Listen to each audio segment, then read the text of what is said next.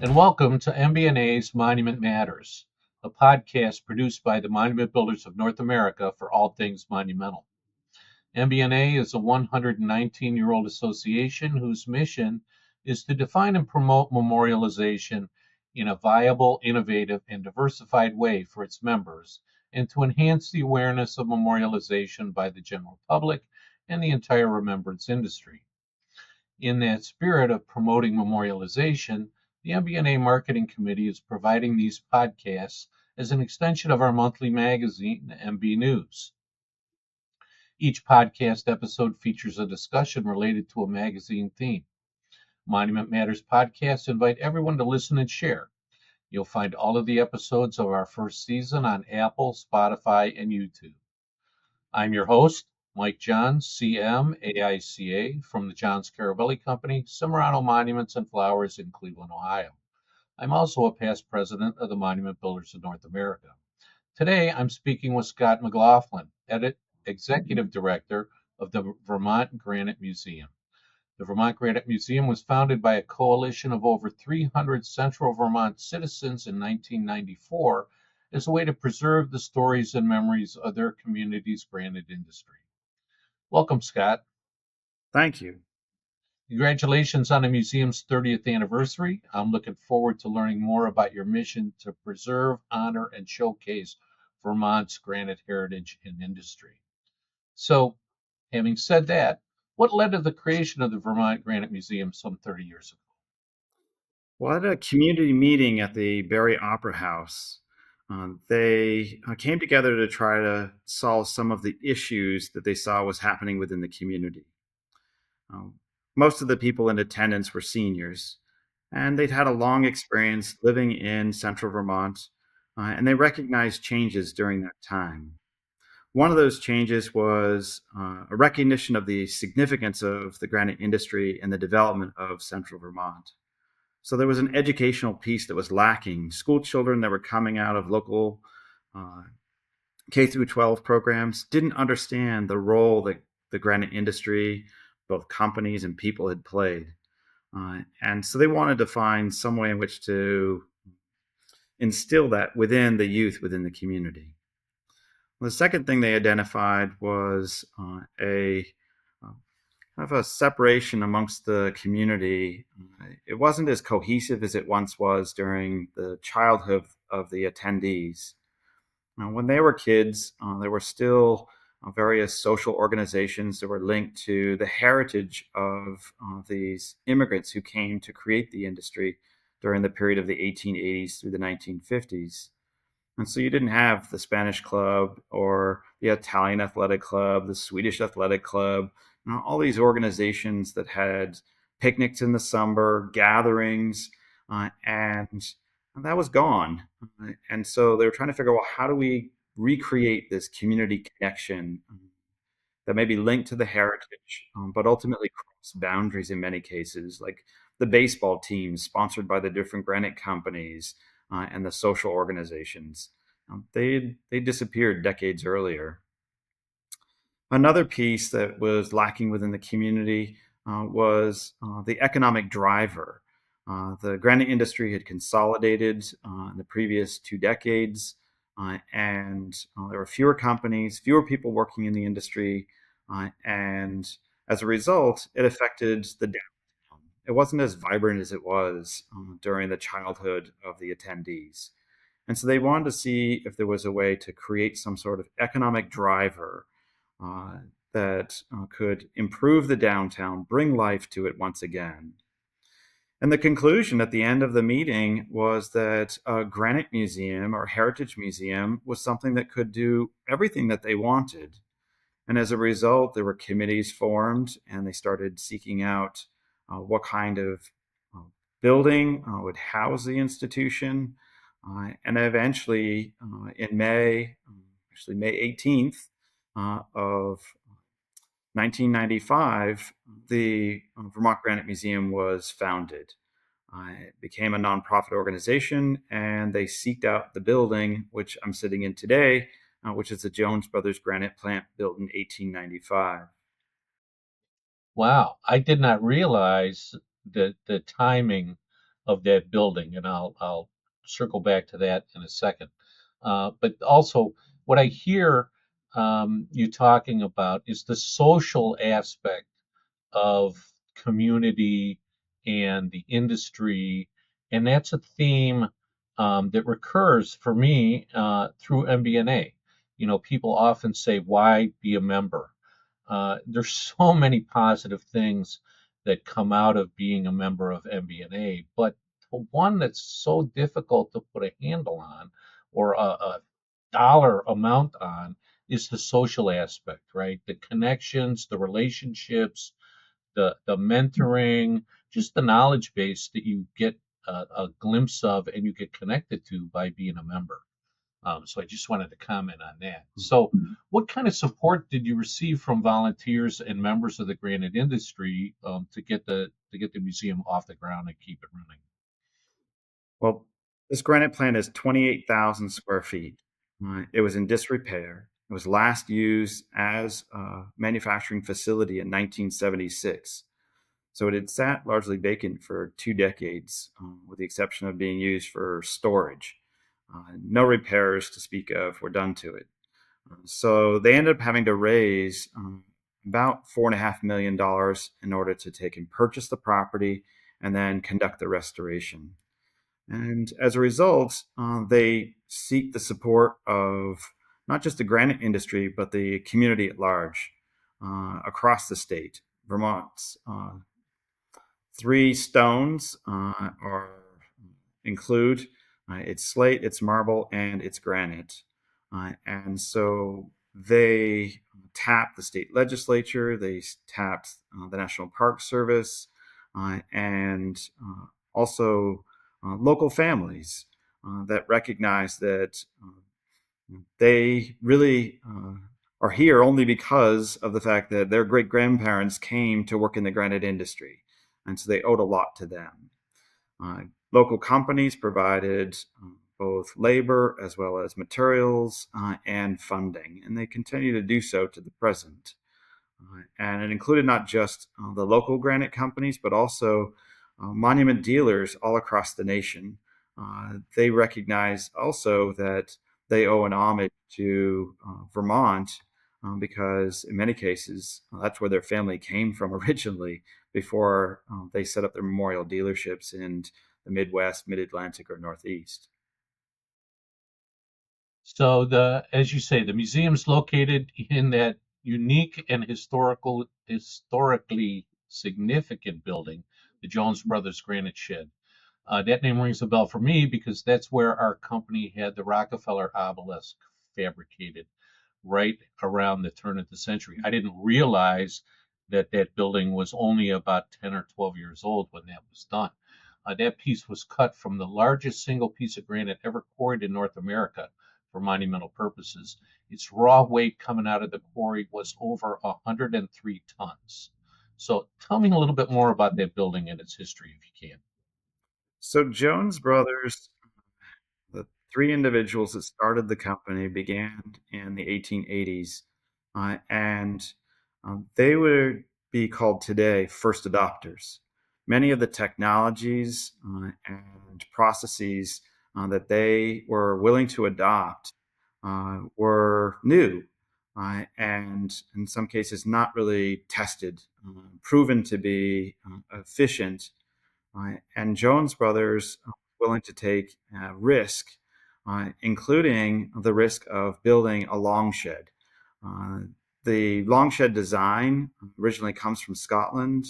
It had been used in other places within North America during the late 1870s, early 1880s. There'd only been two other buildings constructed like it here in Vermont. Um, and they the effort to uh, reach out to the experts at other stone centers throughout Europe, especially Aberdeen, Scotland, to acquire polishers and cutting machines, and they got the exclusive rights to sell some of those machines here in North America. Once they recognized the significance that they would have on the granite industry as it moved forward. The Jones brothers continue to expand on this plant. I'm, like I said, in a building that's 28,000 square feet. It's only a small fraction of the original plant. And the height during the 1920s, it was 110,000 square feet of shop floor, which rivals even modern manufacturing facilities in the granite industry. And they're willing to adopt all sorts of new product lines that other companies would not. The press rolls and also the corrugated rollers or conching machines for the chocolate industry. And every time they had an opportunity, they'd take advantage of it. The unfortunate part is, like with any business, when you hand it from father to son to grandson, sometimes there's not the passion. And that's what happened with this family. It just didn't have the sustaining power to go through the generations, and eventually would be closed in 1976. So it's interesting to hear. It wasn't just the Italians that were so influential in the industry. Learning about the Scots and the Germans and others uh, who have made their mark early on and continue to do so. That's pretty amazing. So, what's a typical day like at the museum? So we're open year round, but to the public to see the exhibit spaces, we're open only May 1st through October 31st. But there are people actively working on projects in the building, 6 days a week, year round. We have a core of about 50 volunteers. I've been the only employee here since 2014. And at that time, it was an empty building with a dirt floor, no exhibits, no collections. And it's thanks to community support, and especially the granite industry here in Vermont, to help me to acquire collections and start to learn more about the history of the immigrants that came to work in the industry and the roles that they played. And so we still are spending time collecting, researching, writing exhibits, creating public programming every week. We work with bus tour companies in order to provide an entertainment and educational opportunity for tourists from around the world.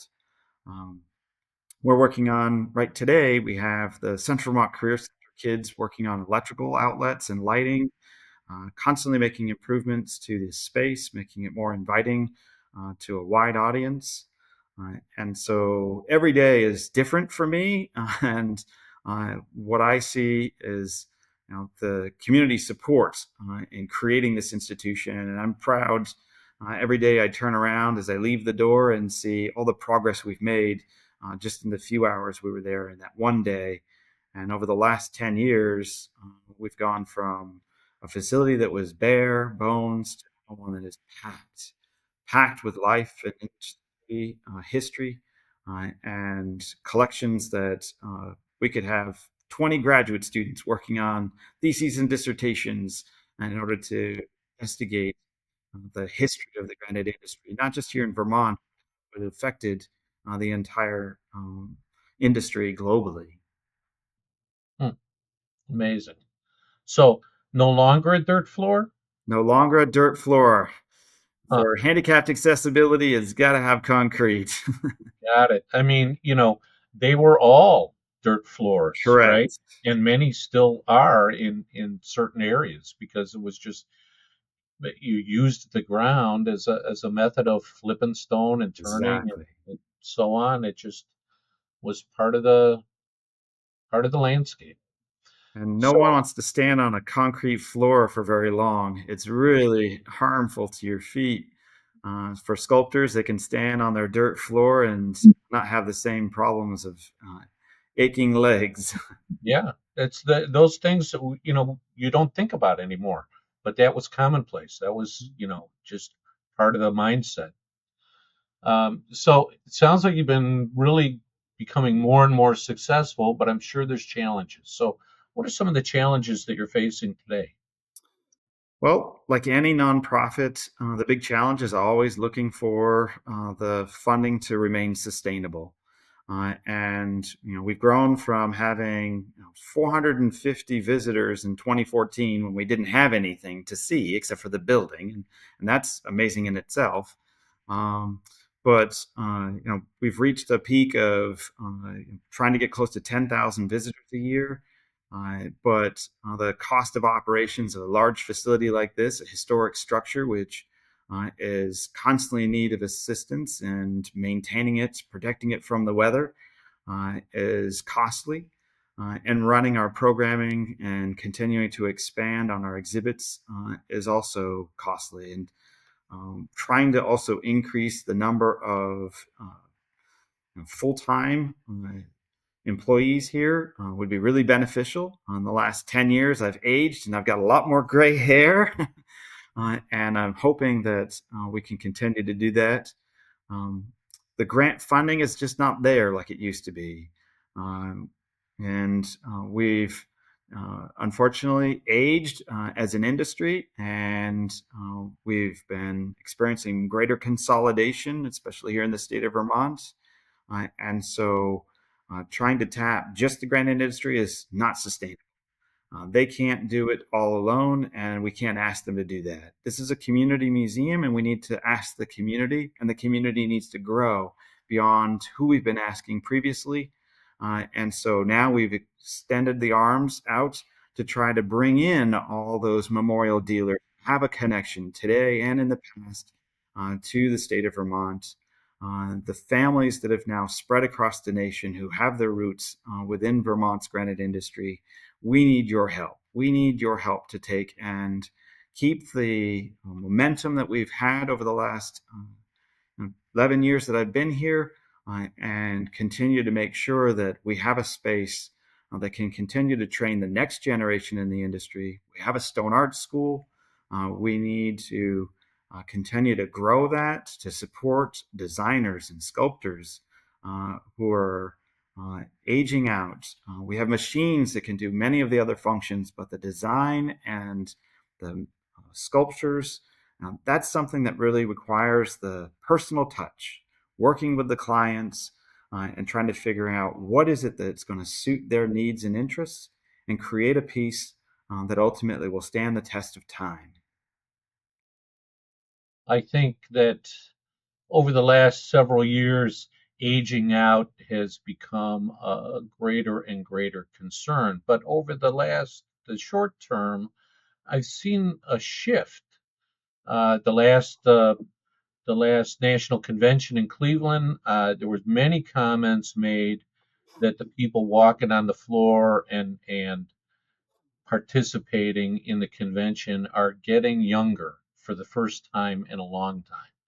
And I see um, that interest in the craft of our industry, the how do I do this, the can I work stone on my own, or not necessarily on my own, but for myself, instead of just relying on manufacturers and so on, I think is more of a part of our business than it ever has been in recent years. So I'm encouraged by what I see as that significant shift. We certainly need to keep that trend going, especially Absolutely. in the area of sculptors. Yes. Our sculptors here in Barrie, we have roughly a dozen of them who are active. Our oldest is Giuliano Ceccanelli Sr. He's 81 years old. He still works 40-hour work weeks, creating pieces that marvel folks who see it. He's producing probably some of the best work he has done since he was uh, a, prof- a professional, which began at age 16. And our youngest sculptors, however, are in their late 30s and early mid 40s. And we've got this gap. We need to fill that before our 70 and 60-year-olds retire and move away and no longer have the opportunity to train this next generation, which we need to have those that have all this knowledge that they've gained through both witnessing for themselves and working beside the masters who have been here since the 1880s, working in Vermont, again, passing that knowledge from one generation to the next. We can't see that discontinue. Otherwise, where are we going to turn to? That's for sure. I'm no sculptor, but I do carve a mean raised or raised round letter. Learned from my dad, and I'm currently passing that on to my son. So I do agree. We definitely need more of that. So is the museum involved in trying to encourage the youth to get involved? Are there efforts at the manufacturing level? What's going on to bridge that gap? We've been attempting to get the Stone Art School partnered with other organizations. We have partnered with Norwich University, and Norwich University has a bachelor's in the design arts, and it's a 4-year program. Students will learn how to use both technology, but also learning how to use traditional methods in working stone. And so we've also tried to work with the Central Vermont Career Center, and the program is on hiatus at the moment. We ran it for a couple of years. The problem is trying to recruit students. That's been a difficult aspect of the process. We've introduced it to Boy Scout groups. We have a merit badge in sculpture at the museum. Any way we can try to tap into the community so they recognize that those with artistic skill and ability, this is a potential career path for them. And it doesn't necessarily have to involve going to college. It just means you have to take and put the time and energy in working as an apprentice underneath a master. And in time, you too will become proficient to become a master carver and then eventually a master sculptor. Well, I hope those efforts continue, and I hope that you start to see some real success there. Mm. So So do I. I'm sorry, go ahead. So do I. Yeah. Recently, the museum sent out a special appeal for support due to cuts in funding from federal sources. Can you talk about that for us? Yes, so the museum has depended upon federal funding for projects. So we've invested about $2.5 million of federal monies coming from the National Endowment for the Humanities, National Endowment for the Arts, Institute of Museum and Library Services, Northern Borders Regional Commission, and then state agencies who get a bulk of their funding from the feds. So the Vermont Arts Council, the Vermont Humanities Council, and since that money is dried up, I now have to figure out how am I going to pay for projects and cover operation costs at the same time. And there's not a lot of funding available, even from the typical banks, which we turn to, because they too have changed their funding to now focus on things such as food insecurity, housing insecurity, healthcare insecurity. And they've turned rightly away from funding institutions like the Vermont Granite Museum. I don't fault them for that. And I need them to be in our community supporting others in need. So I need to broaden this family that the museum has, and that's looking towards the memorial dealers that are out there that have connections or have had ones in the past here with the state of Vermont. Well, we would certainly like to do what we can to help promote that concept through MB News, through the podcast, through MBNA in general.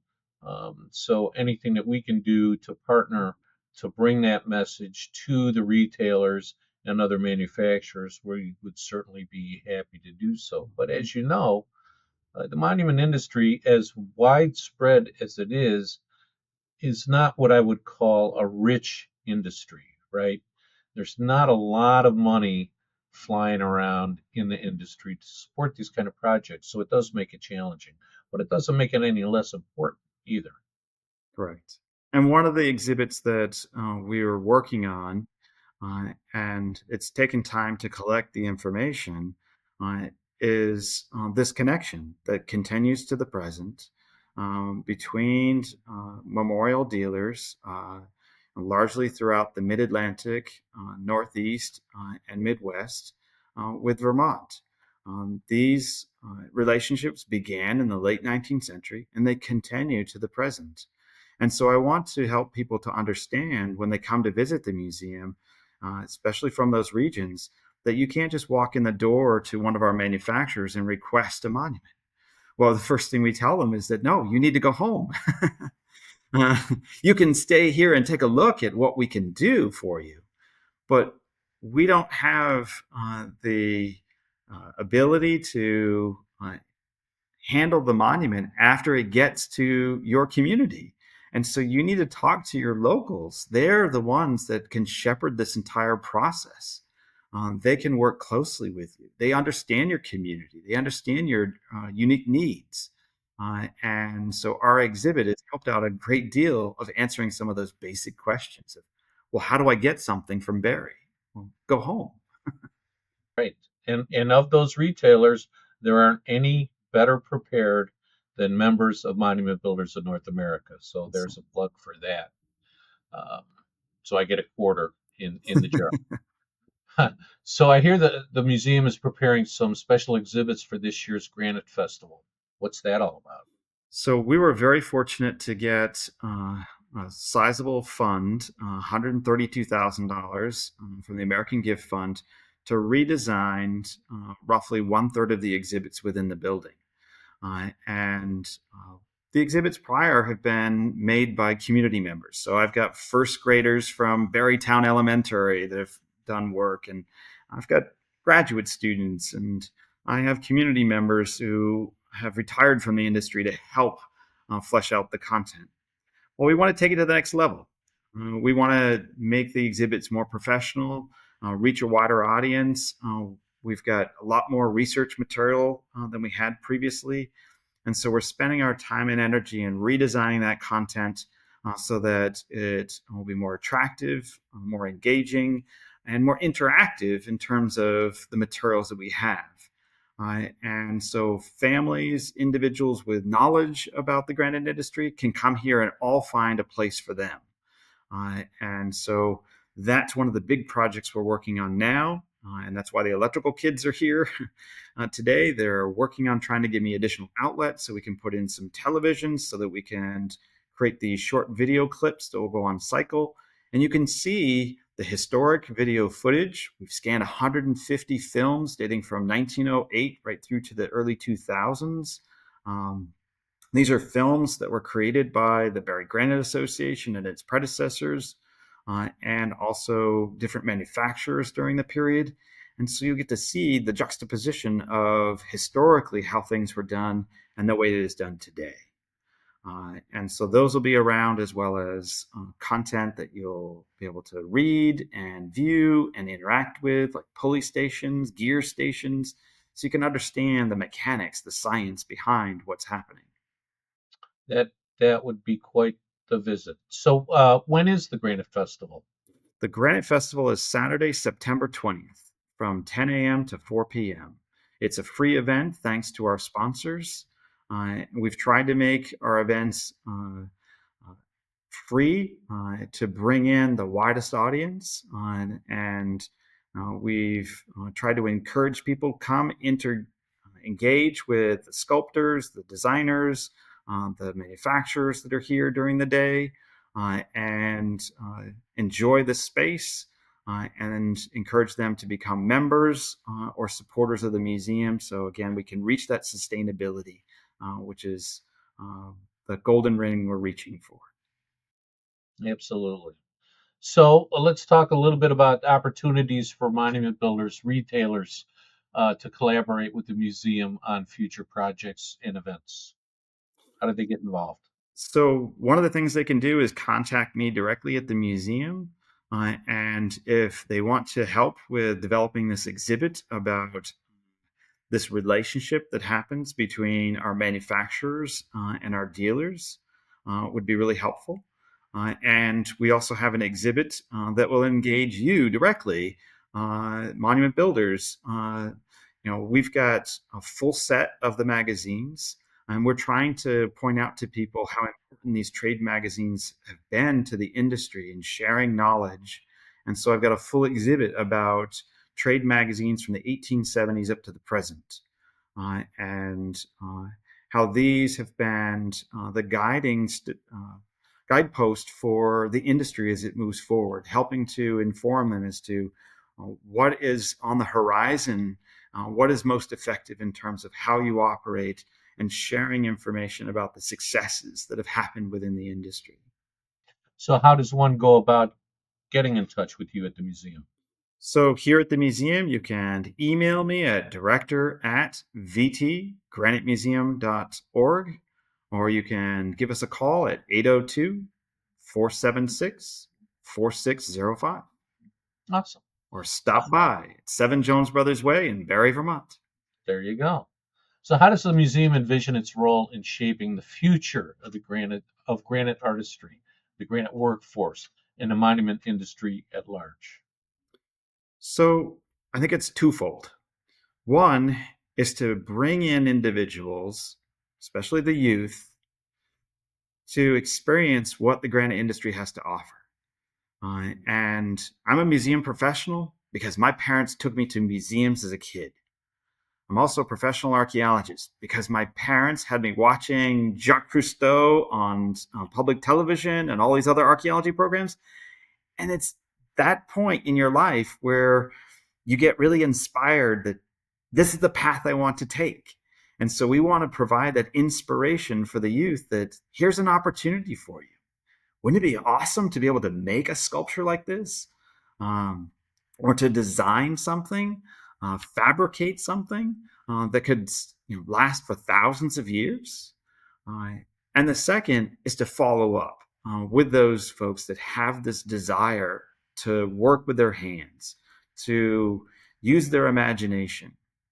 And so being able to provide classes, they're introductory. No one will likely come out of the Granite Museum and become a master sculptor immediately.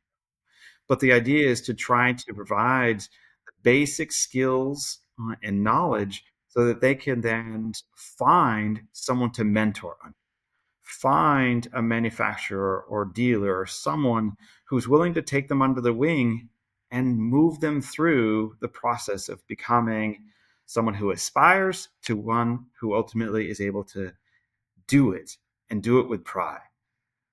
Well, those are certainly lofty goals and aspirations, and I wish you well with them. They are badly needed in our industry for sure, and in many other industries for that matter. But let's focus on home and the monument building. So, Scott, I want to thank you for sharing your time with me and our audience today. I encourage listeners to reach out to you to learn more about supporting the museum. The June issue of MB News is the design issue, which includes a look into the Vermont Granite Museum. So thank you all for listening to Monument Matters. MB&A invites you to stay connected through Facebook and LinkedIn, or visit www.monumentbuilders.org for upcoming events and webinars. For MB&A, I'm Michael Johns. Thanks for taking time out of your day to listen today. If you found this worthwhile, please take a minute and share the link with a friend. For comments and feedback, we'd love to hear from you. So please drop us a note at info@monumentbuilders.org. Thanks for listening and have a great rest of your day.